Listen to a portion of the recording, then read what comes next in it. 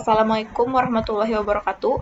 Perkenalkan, saya Lili Putri Nadira, NIM 1910-3133-2024. Di sini saya akan menjelaskan tentang strategi bisnis internasional. Yang pertama, ada level-level strategi internasional. Dalam perusahaan, kita perlu untuk menyusun strategi guna meminimalisir kerumitan. Penyusunan strategi di sini ada 3 level, yaitu yang pertama ada strategi korporat, yang kedua ada strategi bisnis, yang ketiga ada strategi fungsional. Jadi yang pertama itu strategi korporat. Jadi di sini strategi korporat berusaha untuk menjelaskan wilayah bisnis yang ingin dimasuki perusahaan.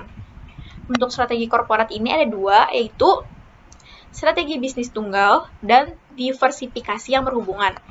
Strategi bisnis tunggal menghendaki agar perusahaan hanya mengandalkan pada satu bisnis produk ataupun jasa untuk memperoleh seluruh pendapatannya. Sedangkan untuk diversifikasi yang berhubungan menghendaki agar perusahaan beroperasi di beberapa bisnis, industri, serta pasar yang berbeda, namun secara fundamental masih berhubungan. Yang kedua, ada strategi bisnis. Jadi, strategi bisnis berfokus pada bisnis khusus, anak perusahaan, atau unit operasi khusus dalam perusahaan. Bentuk strategi bisnis di sini ada 3, yaitu diferensiasi, kepemimpinan dalam biaya perusahaan, dan fokus. Jadi, yang pertama, diferensiasi. Strategi ini berusaha membangun dan mempertahankan citra bahwa orang atau jasa pada dasarnya unik, dibandingkan dengan barang atau jasa lain di segmen pasar yang sama. Yang kedua ada kepemimpinan dalam biaya perusahaan. Jadi di sini berfokus pada pencapaian prosedur operasi yang sangat efisien, sehingga biaya lebih rendah dibandingkan dengan biaya para pesaingnya. Dan yang terakhir ada fokus. Perusahaan membuat target atas tipe produk tertentu untuk kelompok pelanggan atau wilayah tertentu. Yang ketiga, strategi fungsional. Pada strategi ini ada 4 kategori, yaitu yang pertama, strategi keuangan internasional.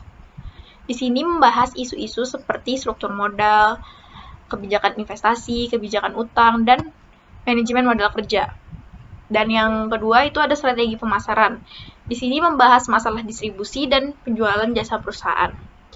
Dan yang ketiga itu ada strategi operasional internasional.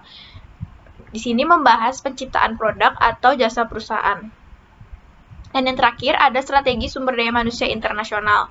Di sini berfokus pada orang-orang yang bekerja dalam suatu organisasi. Selanjutnya ada manfaat penggunaan strategi. Jadi apabila perusahaan itu menggunakan strategi, mereka dapat mencapai 4 manfaat, yaitu yang pertama, meningkatkan ukuran pasar. Yang kedua, keuntungan yang lebih besar dari investasi modal besar atau investasi pada produk atau proses baru. Yang ketiga, skala ekonomi yang lebih besar, ruang lingkup ekonomi yang lebih besar, dan pembelajaran. Dan yang terakhir, keuntungan kompetitif melalui lokasi-lokasi.